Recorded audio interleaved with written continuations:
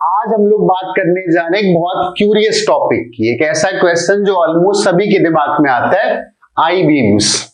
अब आई बीम्स नाम से नहीं आता होगा, लेकिन सवाल आता होगा कि रेलवे ट्रैक की जो पटरियां होती हैं उनका शेप आई टाइप का ही क्यों होता है। कुछ लोगों के दिमाग में सवाल आता होगा कि जितना भी दुनिया का इंफ्रास्ट्रक्चर है उसकी सारी बीम आई शेप की क्यों बनाई जाती, राइट। तो आज हम लोग इसी क्वेश्चन का आंसर डिस्कस करेंगे कि आखिर ऐसा क्यों होता है। लेकिन उसके पहले कुछ पिक्चर्स हैं जिनका देख लेना बहुत जरूरी है। तो हम लोग कुछ पिक्चर्स देख लेते हैं, वहां से क्लियर हो जाएगा कि आज हम लोग एक्चुअली क्या डिस्कस करने जा रहे हैं। तो इस टाइप का जो बीम्स का स्ट्रक्चर है वो सभी ने देखा होगा, और दुनिया में जितना भी इंफ्रास्ट्रक्चर तैयार होता है वो इस टाइप की बीम से तैयार होता है। एक बहुत फेमस पिक्चर थी 1932 की, जो फ्रंट हेडिंग बनी थी, उसमें आई बीम पर लोग बैठे हुए हैं। बीम कुछ उसी टाइप की दिख रही है, ऐसी बीम सारे लोगों ने लगभग देखी होगी, राइट। जितना भी इंफ्रास्ट्रक्चर जैसे पुल दिखाई दे रहा है, तो यहां पर जो इन्होंने ये यूज किया है, बीम्स यूज करी है, वो आई शेप में यूज करी हुई है, राइट। जो मेन इंपॉर्टेंट जो लगभग सभी ने ऑब्जर्व किया होता है, और वो है रेलवे ट्रैक। तो जो रेलवे ट्रैक होता है वो भी कुछ आई शेप का होता है। हाँ, रेलवे ट्रैक में जो आई शेप होता है नीचे थोड़ा सा बड़ा होता है, क्योंकि इसका रीजन भी आज की क्लास में पढ़ेंगे, और ऊपर थोड़ा सा छोटा होता है। तो ये बात तो समझ में आ गई होगी कि this topic is very interesting. तो ये एक्चुअली इलास्टिसिटी का पार्ट है। तो इस चीज को प्रॉपरली समझने के लिए कुछ चीजों को हमें ध्यान से समझना होगा, मतलब मैं पूरा लेक्चर बहुत ध्यान से देखना होगा। और ये टॉपिक सबके लिए इंपॉर्टेंट है, इन जनरल भी इंपॉर्टेंट है कि हम लोग देख रहे हैं तो क्वेश्चंस आते हैं तो उनके में सही आंसर्स मिलने चाहिए। और खासकर जो जितना भी इंजीनियरिंग वर्क होता है वहां पर तो सबसे इंपॉर्टेंट है, क्लास 11 के एनसीईआरटी की बुक में क्वेश्चन पूछा गया है, why does railway track has a particular shape I. तो इन सारी बातों का आंसर जानते हैं, और बहुत ही अच्छे तरीके से जो हमें समझ में आएगा। लेकिन उसके पहले मैं एक बात फिजिक्स की रिमाइंड कराना चाहूंगा। मैं पूरा नहीं बोलूंगा, लेकिन उसका जो रिजल्ट है, जो फैक्ट है, वो बताना चाहूंगा। हम लोगों ने जब वर्क एनर्जी थ्योरम और फोर्स कॉन्सेप्ट सीखा था, तो फोर्स कॉन्सेप्ट मैंने एक बात बताई थी, जब नॉर्मल फोर्स की बात करते हैं या टेंशन फोर्स की बात करते हैं तो ये इलेक्ट्रोमैग्नेटिक टाइप के फोर्सेस थे। तो मैंने एक फैक्ट बताता हूं जो समझना जरूरी है, कि किसी बॉडी के अंदर जो एटम्स या मॉलिक्यूल्स होते हैं तो वो अपनी एक डेफिनेट सेपरेशन पर रखते रहते हैं, लेकिन हम लोग जब उस बॉडी को डिस्टर्ब करते हैं, डिफॉर्म करते हैं, तो उनके बीच का सेपरेशन अगर घटा देते, बिल्कुल स्प्रिंग की तरह है, तो वो खुलने की कोशिश करता है, मतलब अपोजिट फोर्स लगाता है। लेकिन अगर सेपरेशन को बढ़ा दिया जाए तो वो खींचता है उसको, मतलब अट्रैक्टिव फोर्स लगाता है, एक दूसरे को अट्रैक्ट करते हैं। तो ये बेसिक आंसर होगा इस चीज का। अब देखते हैं कैसे। तो पहले एक एग्जांपल में और समझाना चाहूंगा, ये बात सभी ने ऑब्जर्व करी होगी। जैसे ये बीम है, राइट, और मैंने इसको ऐसे रख दिया, और यहां पर दो क्लैंप थे, और फिर मैं क्या करता है, इसको बीच से दबाता, तो ये बीम ऐसी हो जाती है, थोड़ा सा डिफॉर्म हो जाती है। लेकिन अगर हम लोग ऐसे करते और फिर इसको रोटेट कराने की कोशिश कर रहे हैं, डिफॉर्म करने की कोशिश कर रहे हैं, तो शायद बिल्कुल भी नहीं हो रही है। तो अब अगर हम लोग यहां पर लोड लगाते हैं तो ये डिफॉर्म नहीं हो रही, लेकिन ऐसे रख दें और फिर लोड लगाते हैं तो ये डिफॉर्म हो रही है। तो इसका भी आंसर यहां पर मिलेगा, और इसीलिए बीम को हमेशा आई शेप में बनाते हैं। तो उन सारी बातों का आंसर आज किस लेक्चर मिलेगा, लेकिन जरूरी है कि हम लोग इस लेक्चर को पूरा देखें, इस वीडियो को पूरा देखें, राइट। तो बहुत सिंपल लैंग्वेज में मैं समझाऊंगा इस चीज को कि ऐसा क्यों होता है। सबसे पहले मैंने जो एग्जांपल लिया है, राइट, अगर मैं तुमसे बोलता है कि जैसे मेरे पास एक रॉड है, और मेरे पास सपोज ये एक रॉड है, और ये पतली, ये ऑब्जर्वेशंस पहले बता रहा हूं, तो ये पतली सी रॉड है, या मैं थोड़ा सा और क्लियरली बना देता हूं ऐसे, ये मेरे पास एक पतली सी रॉड है, और ये स्लाइटली मैंने इसको और बड़ा कर दिया, तो ये पतला सा वायर मान लेता हूं। अगर ऊपर वाले पार्ट को हमें ट्विस्ट करना हुआ तो आसानी से कर सकते हैं, लेकिन नीचे वाले पार्ट को अगर हमें ट्विस्ट करना है तो हम लोग उतना इजिली इसको ट्विस्ट नहीं कर सकते हैं, राइट। तो पहले इस बात के आंसर तक पहुंचते हैं कि आखिर जब इसकी विड्थ ज्यादा है तो हम लोग इसको ट्विस्ट क्यों नहीं कर सकते, और ये विड्थ अगर कम है तो इसको हम ट्विस्ट क्यों कर सकते हैं। और इस बात का अगर आंसर मिल गया तो हमें इन सारे क्वेश्चंस के आंसर मिल जाएंगे कि जितना भी इंफ्रास्ट्रक्चर, जितनी भी बीम्स हैं, वो सारी आई शेप में क्यों बनाई जाती है, राइट। तो देखते हैं कि एक्चुअली क्या होता है। तो हम लोगों ने क्या किया, हम लोगों ने एक ये रॉड टाइप की ले ली ऐसे, इसकी अपनी कोई लेंथ होगी, इसकी अपनी जो भी लेंथ हो उस लेंथ को हम लोगों ने मान लिया कि दैट लेंथ इज L, ऐसे। अब इसके बीच में अगर लोड लगाया जाए कि मैं यहां पर लोड लगाता और यहां से क्लैम्प कर देता, अगर चीजों को और क्लियरली समझना है तो मैं इसकी विड्थ को थोड़ा सा और बढ़ा देता हूं, मतलब इस रॉड को मैं कुछ ऐसा बना देता हूं, इस तरीके से। विड्थ को थोड़ा सा मैंने लेंथ को कम कर दिया, विड्थ को इंक्रीज कर दिया। बहुत ध्यान से देखते रहना। ये रेफरेंस लाइन थी, एक रेफरेंस लाइन यहां बना लेता हूं और एक रेफरेंस लाइन ये बना लेता हूं, ओके। अब मैंने क्या किया, इसमें लोड लगाया, बहुत हैवी लोड लगाया ताकि ये ट्विस्ट हो जाए। तो ये अगर ट्विस्ट होगी तो कुछ ऐसे ट्विस्ट होगी, ध्यान से देखना। अगर इसमें लोड लगाएंगे और ये ट्विस्ट होगी तो ये कुछ इस तरीके से ट्विस्ट होगी,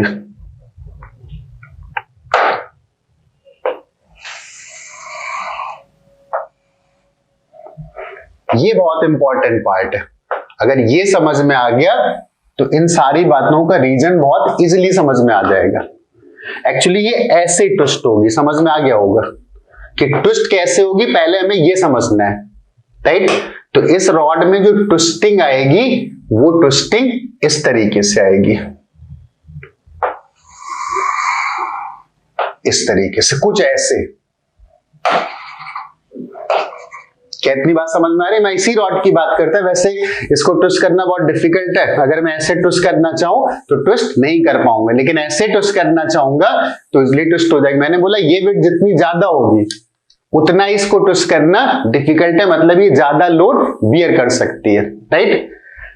अब ध्यान से देखना, जो यहां के पार्टिकल्स है, कुल मिलाकर के अगर मैं एक चीज और कहना चाहूं कि ये वाली जो लाइन थी, ये वाली लाइन, जब मैंने इस पर लोड लगाया, इस पर एक लोड लगाया और बहुत हैवी लोड लगाया, तो ये वाली लाइन कुछ ऐसे रोटेट हो गई, इस तरीके से, ऐसे।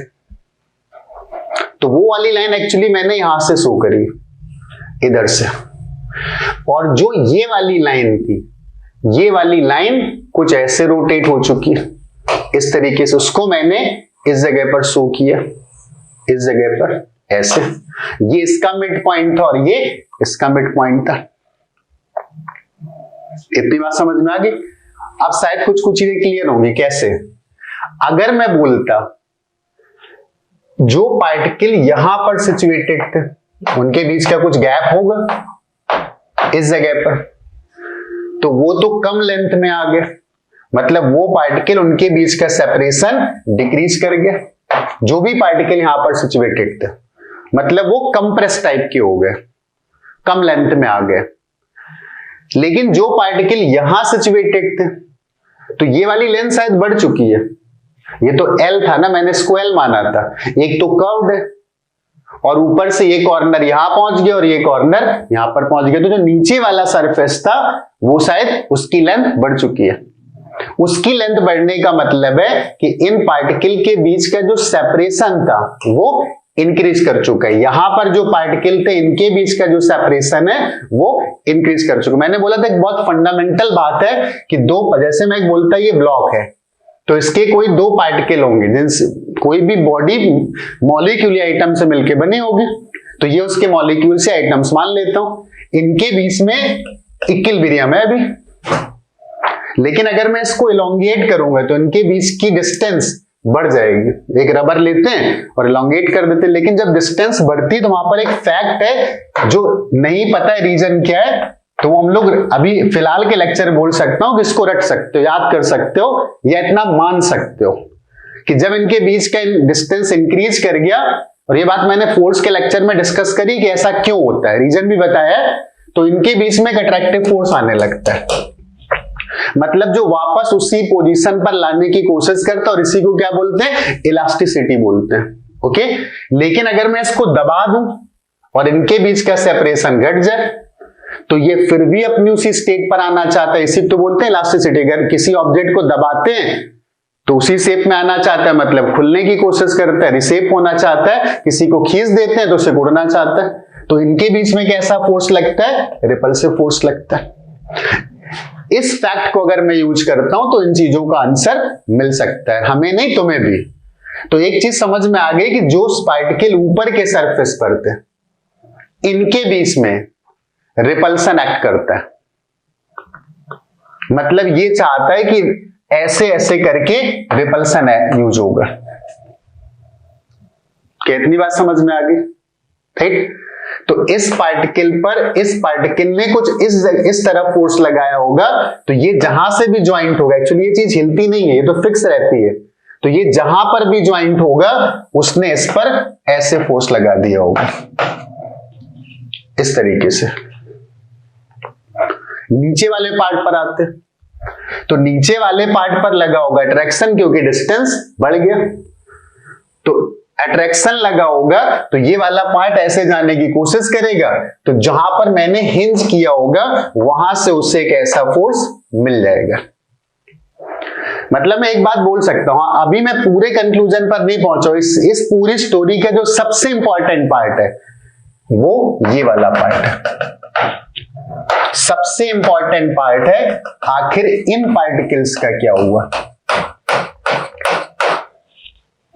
तो ये वाले पार्टिकल यहां पर थे, इनकी अब कोई रॉड इतनी ज्यादा ट्विस्ट तो नहीं हो जाएगी, पुल बना इतना तो नहीं दब जाएगा जाकर के, मतलब एक स्लाइड चेंज आता है। मैंने आप फिगर क्लियर दिखाई दे तो बेंडिंग काफी ज्यादा दिखा दी है, तो ये कर्व पार्ट इतना ज्यादा कर्व नहीं होगा, तो बोल सकता हूं कि पहले जो लेंथ थी वही लेंथ बाद में आ गई।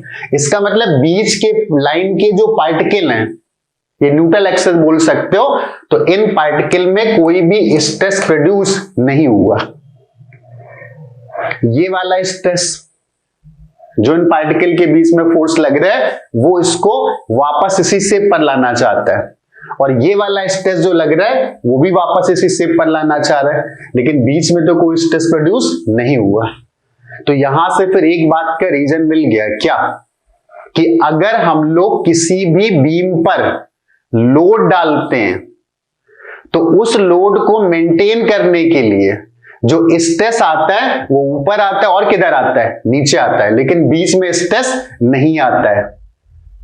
तो अब एक बात आई कि मैंने एक बीम बनाई, मान लो कोई कंपनी एक बीम बनाती है और उसका क्रॉस सेक्शन ऐसा बना दिया, इस तरीके का, ये कुछ ऐसे आ रही होगी, मतलब मैं क्रॉस सेक्शनल व्यू दिखा रहा हूं, और इस बीम पर लोड डाला, ये बीम हो सकता है रेलवे ट्रैक, तो ट्रेन का इतना सारा जो वजन है वो इस पर जब आएगा तो इसे दबाने की कोशिश करेगा, लेकिन हमें पता है कि बियर कौन करेगा, बियर करेगा इसके ऊपर का जो सरफेस होगा उसके पार्टिकल बियर करेंगे, और कौन बियर करेगा, नीचे वाला पार्ट बियर करेगा, लेकिन बीच वाला जो पार्ट है, ये बीम कुछ ऐसे आ रही तुम्हारी तरफ, इसका मैं क्रॉस सेक्शनल व्यू दिखा रहा हूं, तो यहां पर नो स्ट्रेस, मतलब इस पार्ट की हमें जरूरत नहीं थी, और इस पार्ट की जरूरत नहीं थी क्योंकि वेट बैलेंस करने में एक तो ऊपर वाले सरफेस का रोल आ रहा था और नीचे वाले सरफेस का आ रहा था। लेकिन अगर ऐसी बीम बनाते हैं तो लोहा तो वेस्ट हो रहा है ना, आयरन तो वेस्ट हो रहा है ना, कॉस्ट ज्यादा आ रही है, तो कॉस्ट ज्यादा आ रही है तो उसके लिए क्या किया गया, कॉस्ट कम आए तो इतने पार्ट को हटा दिया गया, इतने पार्ट को जो यूज का नहीं था उस पार्ट को हटा दिया गया, और इस पार्ट को अगर हटा देते हैं तो हमें ये वाली जो बीम दिखाई देती है ये कुछ ऐसी दिखाई देती है, और ये कौन सा शेप है, आई शेप है। मतलब हम लोगों ने क्या किया, हम लोगों ने इतना आयरन बचा लिया। तो आई थिंक इतनी बात समझ में आ गई। उससे डिटेल और भी चीजें यहाँ पर, लेकिन हमें यह समझना था कि जो रेलवे ट्रैक होता है, वर्ल्ड का जो इंफ्रास्ट्रक्चर है वो आई बीम पर क्यों टिका है, राइट?